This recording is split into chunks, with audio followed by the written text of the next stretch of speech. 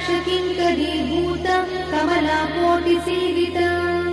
शिरस्थिता चन्द्रनिभा पालस्थेन्द्रधनुप्रभा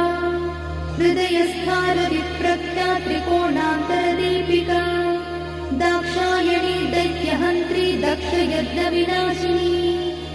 दरान्दोलितदीर्घाक्षी दरहासोज्ज्वलन्मुखी